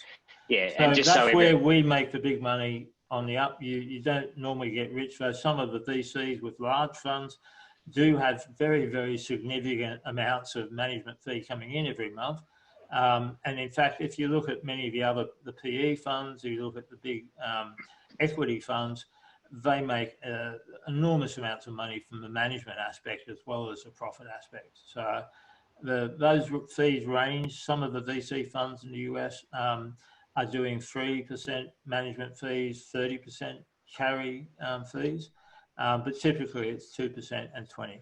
Yeah, so like we're going to actually cover that that a little bit next week. So I appreciate you explaining that. That's great.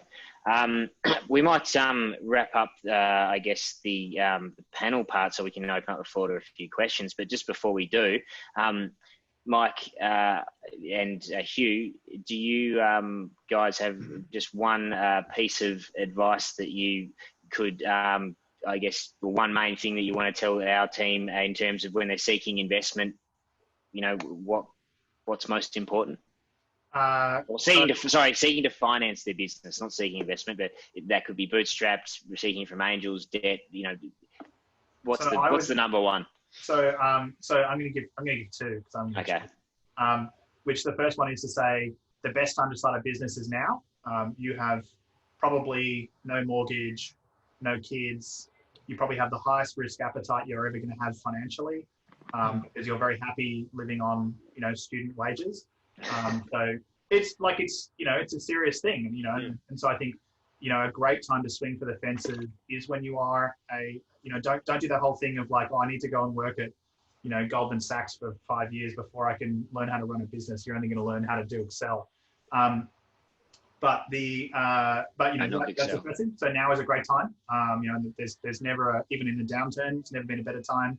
I'm like, Centrelink is now the #1 angel funding. I love it. The job seeker payments. That's one thing. I guess in terms of, funding and seeking advice is, I think as Mike touched on earlier, don't assume that venture funding is the cheapest form of funding, and don't assume that it's the best form either. It comes with its downsides in the same way debt comes with its downsides and its upsides. We see huge businesses built on debt that goes well, and we see huge businesses that built on debt that implode.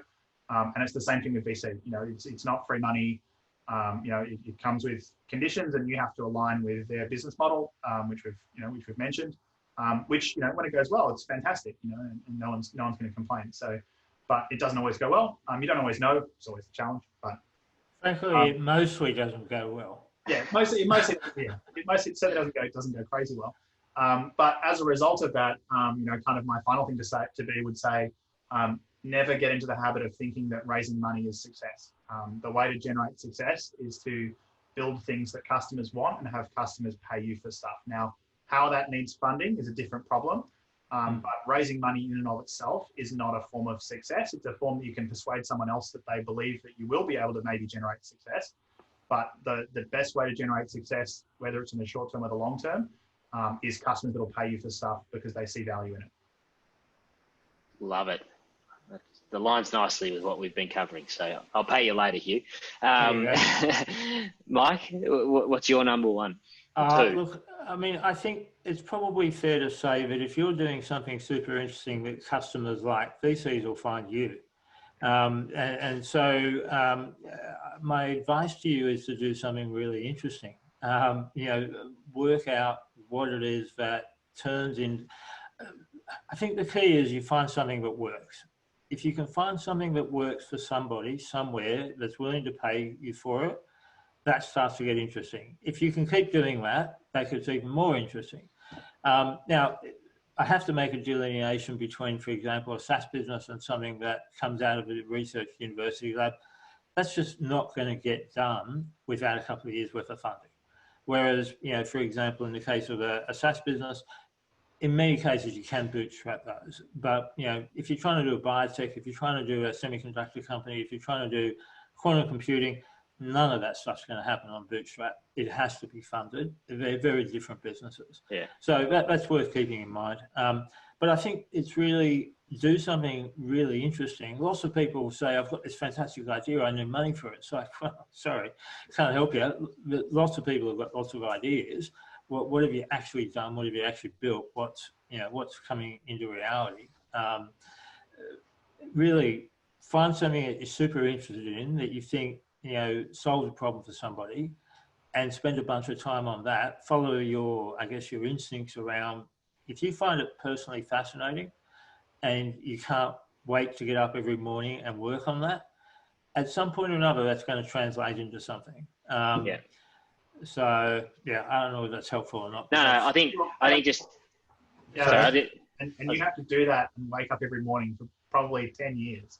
Yeah, if you don't like the problem space, don't start the business. No, overnight success. Yeah. So I think just to boil that down, I think what you're saying there is just create value somehow. Yeah, exactly. You've got to create value. You've got to do something interesting, something that people all of a sudden go, wow, that's actually pretty cool. I want to be involved in that.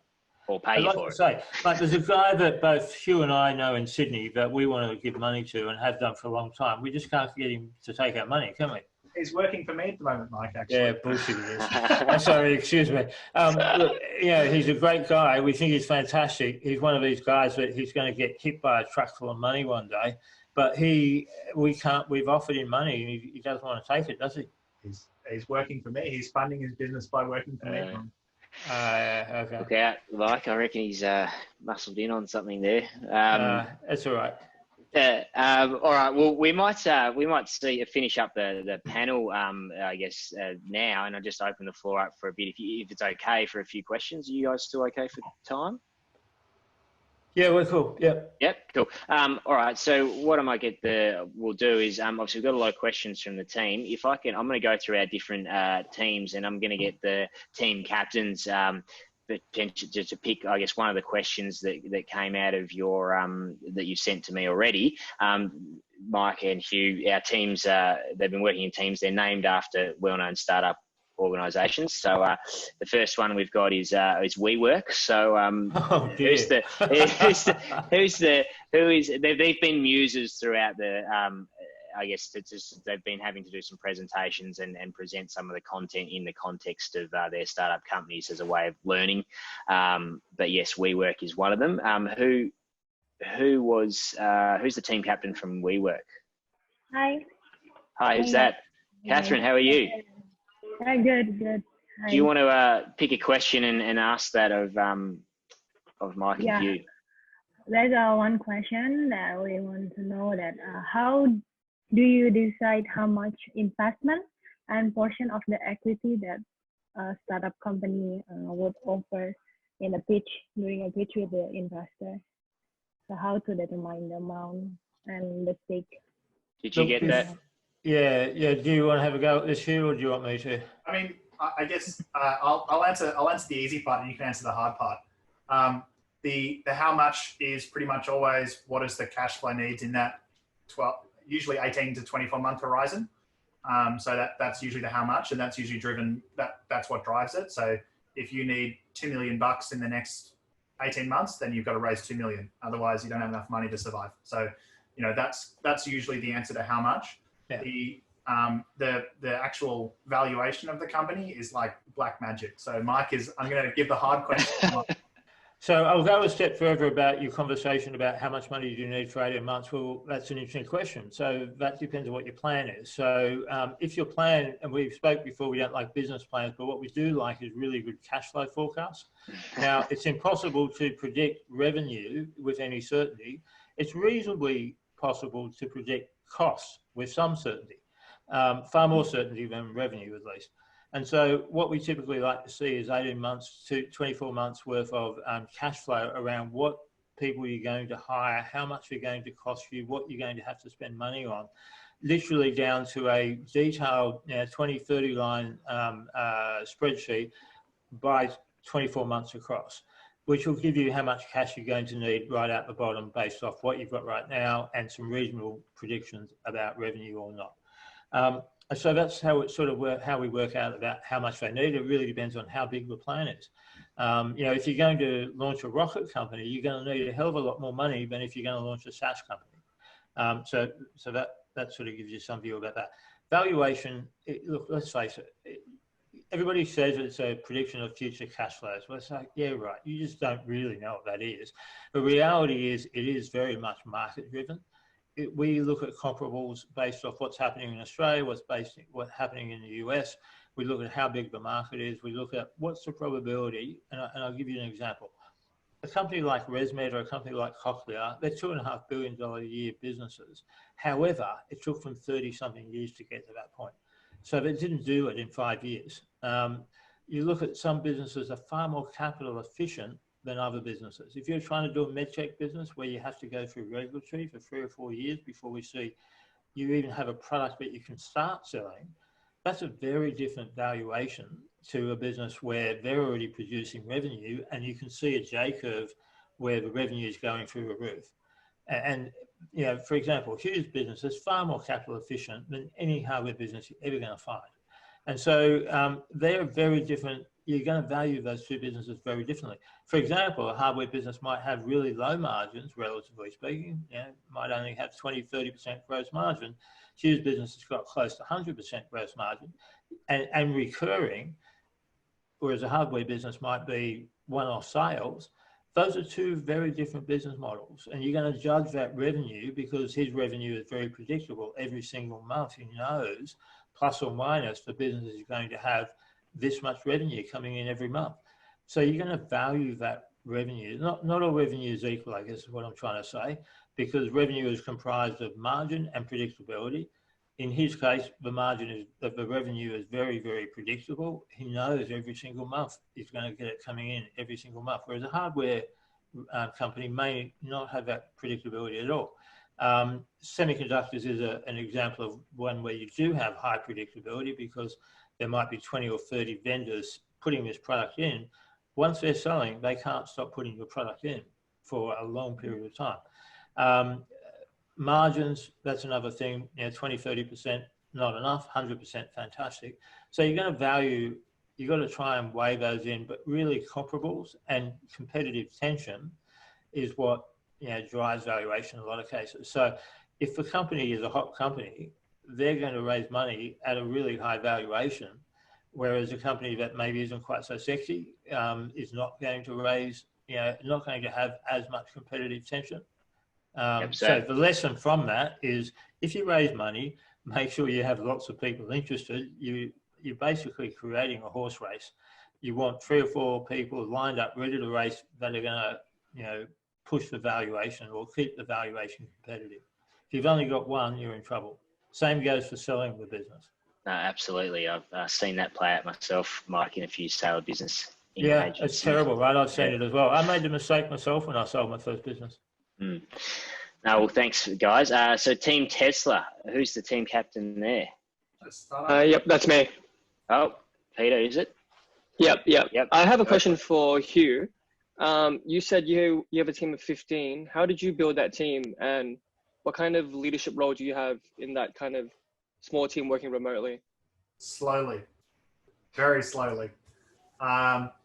Yeah, so it's a good question. I still get on the tools sometimes. So, yesterday, so will still do pull requests. I'll still write software code. That's how sort of occasionally bored I get, and how much I enjoy causing problems for my team members. and will tell you I'm an absolute crazy person to do that kind of thing, but it's, you know, it's just what anyway, sometimes you do crazy things. So I would say a lot less of my time is spent fundraising than a traditional, than a lot of the other technology founders that I know. But other than that, a lot of my time is still spent in, you know, when we are hiring is a really, really, really time intensive thing to do well. And so, you know, it sometimes, because we're luckily in some ways, because we don't hire, you know, we're not doubling our team this year. I don't have to spend all of my life doing hiring, but if I was doubling the team, I would be spending my entire time just doing hiring. It sucks up a lot of time. Yeah. And particularly finding good people, like even remotely. So remotely, you know, we have the benefit of, we can get a team member pretty much anywhere in the world. So in theory, your talent pool is infinite, but it's still really, really, really hard. So what's your process, Hugh? What do you do? So we run a four-step process essentially. So people will apply, we'll advertise a role. We'll usually price a role. So there's where do you advertise that? So usually we'll advertise through the remote jobs boards. Occasionally we'll also do LinkedIn and various like Indeed, Seek, you know, other sources depending on the role and how geographically tied we want it to be. But you know, that sort of is the difference between hiring a director of marketing and a support person. You know, so we know that if we put a support ad out on pretty much any jobs board, you'll get a lot of applicants. Our last support role got, I think, 850 applicants. Oh, wow. Yeah. So we'll sort of titrate the sources depending on the type of role, and you just sort of get an idea of which sources work well for certain roles over time. And then we just run through a four-step process. So resume screening, you know, I still do most of the resume screening. Complex roles, we have a recruiter that we work with who does a time materials-based recruiting. And then phone screen call, so half-hour call, usually with me. Just sort of saying, you know, walk me through your CV, what do you do, what do you like, what do you hate, that kind of stuff. Then we'll usually do a more in-depth conversation with a subject matter expert from within the team. So there'll be a second call and each time you're sort of filtering down the candidates, obviously, but it would be not uncommon for me to do 30 or 40 or 50 screening calls sometimes, you know, for a quite complex role. So, you know, senior engineering role or, you know, director level role, I'd do 30 or 40 or 50 calls. And then it'll be a call with a subject matter expert. So if it's a marketing role, I'll bring in the director of marketing, you know, whatever it is. And then from there, we have an exercise component. So we get people to do a task that's related to the type of work that they're doing. So in marketing, it might be write an email newsletter or a blog post, whatever it is. Engineering, you do like a paired programming thing. And that's to get an idea of how they perform within the role. And then we have a final stage that I call the no dickhead stage, which is when we bring the whole team, so usually 5, 6, or not the whole team, but you know, 5, 6 people from the team, just together with the person to just kind of have a Zoom call like this and just chat. And the idea of that is pretty much just to make sure that there isn't someone from our team that says, hey, I get really bad vibes from that person, or I'm just really uncertain about them. Usually we try and obviously filter out anything like that earlier on. But it helps with culture fit. So it helps with an idea of, you know, will they be able to work in this environment? And it also means that, you know, for the preferred candidate, we normally only have 1 or 2 people at that stage. For the preferred candidate, we obviously, you know, they're meeting the team members they're going to work with. And then you do referee check, and that's it. So Hugh, I think you've highlighted there that it's people, it takes up a lot of your time, and I think it, you know, I've heard that you've had it say, what's that saying? Hire slow, fire quick. I always like to say as well that a captain gets the crew he deserves. Yeah, that's very true. Thanks you. Team Zero. I'm looking at a few of your questions here, some good ones. Who's our team captain from Team Zero? Are we there? Anyone from Team Zero? Yeah, it's me. Oh, hey Seal, how are you? Good. Do we need to ask a question from the doc, or just ask another? No, if you've got another one, that's fine. Yeah, go for it. Wayne just posted a new question, so I just want to ask that one. So the question is, as a VC and angel investor, do you take an activist approach and involve yourself in the decision making, or do you take a back seat and then let the entrepreneurs do their thing? Yeah, so the answer is I'm not running their business. There's no bigger red flag than an angel investor that tries to be an employee. And while I say I'm buying myself a job, I'm not buying myself a job. I'm buying myself a consulting gig at best. But, you know, I say to founders, I'm here to give you one data point and one perspective. You need to build the networks and have the, you know, the people who you can call where you can get 5 perspectives on that. And, you know, hopefully you'll find a common thread. There's no common thread. There probably isn't a right answer, you know, so just do what you think is right. If you find that 4 of the 5 people all agree, that's probably the right answer. If you find, you know, almost no one agrees, you know, who cares? So I'm not here to try and tell you how to run your business. And that would be, yeah, that's always a terrible outcome because I've never, you know, I don't work in that industry or whatever it is. So yeah, your job isn't to do that. And really for me, as an angel, for example, my job is to help you survive up until when you go and raise the next round. So, you know, my job is to, you know, give you that advice in the very early phase. So in SaaS, for example, I'll call it 0 to 1. So, you know, no revenue to 1 million in revenue. In SaaS, you have 0 to 1, you have 1 to 10, you have 10 to 100. And so, you know, I'll help you get from 0 to 1, you know, and I'll be that resource to be able to, when you have a drama or whatever, you know, you can call me and ask me that question. Once you get to the next stage and you have, you know, an institutional investor, whether that's, you know, Airtree or Blackbird or Main Sequence, whoever it might be, they're going to be the people who are going to be your, you know, it's almost like parenting sometimes. You know, they're going to be your parents, you know, for that next phase of your journey. So I'm like, this is the space that I can give advice in, and I can't tell you a lot about running businesses. I can tell you about running businesses probably up to about 10 million in revenue. Beyond that, yeah, it's a different problem, it's a different kettle of fish. So, you know, you sort of have to know the limitations of your expertise, which can be quite hard sometimes. Mike, what about you? Yeah, so I'll make the comment. I have a slightly nuanced view. It's similar, but not the same. So we manage other people's money. And so from an angel perspective, Hugh is absolutely correct about his situation, but we don't want to run the business either. We can't run their businesses for them. Having said that, we have a fiduciary responsibility to at least point out to the entrepreneur when they might be on a track that we feel might be inappropriate or perhaps headed for a road crash. So I think of us more like a coach, not like a boss. So the job is very much, we have a fiduciary responsibility to people's money that we manage. And so we have to sort of make sure that the entrepreneur is not doing anything that's going to, you know, what would you say, cause an own goal. So in other words, is going to do something that's going to come off the rails that was foreseeable. And so we have a governance role to play. Now, that doesn't mean we're going to do day-to-day stuff. We don't want to do day-to-day stuff. That's not our job at all. But we do sort of have to make sure that the entrepreneur is sort of setting some goals that are in the right direction, that they've thought about some of the things that are happening, that somebody else has sort of given them some feedback and a view about the probability of the success of, you know, the various different plans or aspects of the business that they're thinking about. So again, I don't want to step in. If we have to step in and start managing a company, we have a big problem. It's, you know, that's not headed for a great situation.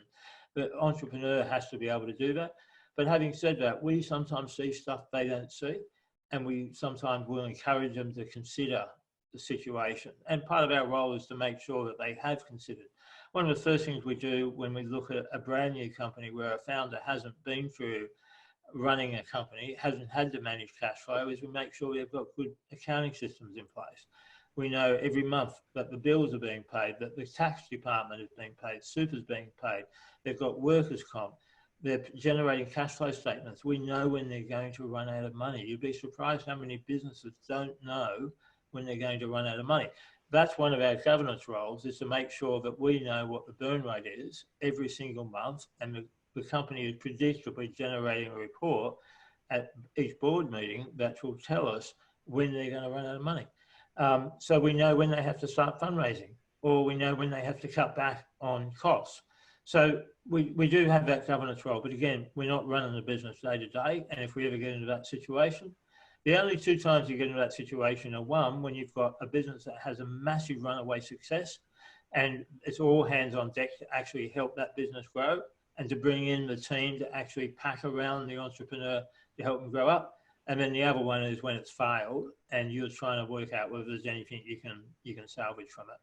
But we just don't want to be running the business. We've got, you know, 25 companies in our portfolio, probably going to have 27 by the time we're done. We can't run that many businesses. I don't know whether that answered the question or not, but. Oh, I think that was that's great. Thanks. Team Amazon, have you got a who's our team captain there? Hey, is that Wasim? Yeah. Hi. How are you, Wasim? I'm good. How are you doing? Good, good. Go for it. Hey, Mugen. Hey, Mike. Hey. So we had a question. It was, what type of risks do you consider when you invest in a company or a business? Where's my list? Yeah. Do you want to go first, Hugh, or do you want me to jump on this one? There's non-business specific risks and there's business specific risks. So there's some the non-specific risks are, will anyone buy this? You know, is this actually going to, you know, can the founder execute? You know, can the founder get the team necessary and build the team necessary to execute? You know, so these kind of generic questions of just like, can this business actually kind of get up and running? And what's it going to look like? And then there's, you know, all of the questions risk questions of, you know, so if you're looking at a semiconductor company, as Mike said, you then have all these questions of, you know, can they manufacture that? Can they manufacture that, you know, within a cost that someone is going to be able to pay, that they'll have margin? You know, you've got all those very specific things for a particular business and industry. Do you want to expand on that, Mike? Yeah, look, I've got a checklist that I go through every time I do an investment. It's got about 15 items on it. But look, we think about team and about whether the team can get back to market, whether they know what to do. So some people are self-motivated, but then other people are self-motivated and self-directed. So in other words, you don't have to tell them where to go. They already know where they're going and they know how to get there and they know what to do. And they might need a little bit of help along the way, but ideally they have it under control. If I'm telling them where they have to go in the first couple of weeks, we have a problem. How big's the market? You know, is there a risk that the market doesn't develop? Is the market massively crowded?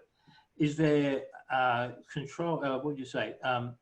Have you started Porter's 5 forces framework?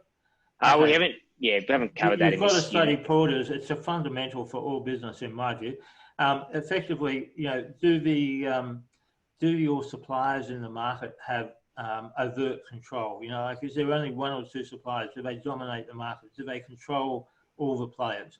Do any of the customers have that situation? Are there monopolistic or duopolistic customers that control the market? So in other words, you as a business, will you have any control over whether you can price, how you want to price, whether there's competitors that you're competing against, other thousands of competitors or only a few competitors? What's the risk that the business that you're building can't get funded? Now, this is a real risk for some businesses. Like if you're trying to fund a biotech business in Australia, that's actually pretty tough to do. Trying to fund a semiconductor business in Australia, that's very tough to do. There are some businesses which are inherently very, very difficult to fund. And maybe Australia does not have that funding market, or doesn't have a healthy, like MedTech right now. There's 2 main players in funding MedTech in Australia, and if they don't like you, you're stuffed. You go to Boston, you'll find 2 in a street. You know, there might be, you know, 20 or 30 players there that could fund you. You know, what's the chance that you're going to be able to get this to market? Is there a political or economic risk? And you think, well, that's, you know, what's politics or the economy got to do with us? Well, obviously the economy does right now, very topical. But political, for example, if you were trying to invest in renewable energy, that is a political toy. Energy is something that is constantly affected by government policy. And you can just get it really wrong because the government changed their policy on something. There's a chance the technology doesn't work. There's a real risk in our space that sometimes that doesn't work. And then sometimes there's some industries where, you know, good entrepreneur meets bad industry, only the reputation of the industry survives. So there's some industries which are inherently crappy industries to be in. And you've got to wonder, if you're backing somebody that's going in that industry, you've really got to strongly believe they're going to be able to change that or overcome it. But in many cases, that industry is just entrenched and it's really tough to change that. That's some of them. There's a few more, but I think it's a risky business, the old VC game, by the sounds of it. Well, business is risky. It is. All right. Team Amazon, who we got there? I've got about 10 minutes too, guys. I'm gonna Yeah, have to sure. run We in might about we 10. might do Yeah. we might do one last question. I'm sorry for the remaining teams, but I'm conscious of the time. So Well, let's rip them out quick. What do we got? go. Let's go. Team Amazon. Campbell, Team Amazon is done. Sorry, Team eBay. eBay, I'm at. Okay. Hi, Mike. Hi, Hugh. Hi, Shuyu. How are you? Hey. Good. So I have a question for Mike. So what is the process we expect when we are considering having venture capital funding? And how long does it take to have the money actually arrive into your account? That depends, really. Yeah, it really depends on how ready you are, what the product looks like, what the team looks like, how far along. Like if you've got product and you're growing really quickly, you know, in some parts of the world, you could expect a check in a couple of weeks. But if you don't have that, and you're not sort of, you know, you're still very embryonic, you know, it might be 3, 6, 12, 2 years of time. It's a very difficult question to answer, but it really depends on you, the team, how quickly the business is growing, if it's growing, what the product looks like. You know, is this a hot space right now? Is sometimes something that, you know, people, VCs can be very me too, and, you know, jump on trends. And if you've got the latest hot thing and it looks like the hot thing that everybody wants to be in, then you might find it very easy to raise money. You know, whereas if you're doing the latest ride-sharing app, you might find that very challenging. But yeah, I don't know whether that answers your questions or not, but it is very much a piece of string. How long's a piece of string? No, good one. We'll keep going, conscious of time. Facebook, Team Facebook, we're second last team. Your question? Where's our Mark? Hello. Hi. Hi, Nicole. Hi, it's Nicole. For Team Facebook, we just got a question. We wanted to ask that how far are you willing to go to see your idea become a success? So what was that again? Do you want to just repeat it? Sorry, can you hear me now? Yep.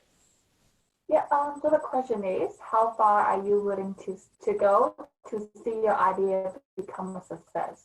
Is that in the context of them being an investor, or maybe Hugh as a founder?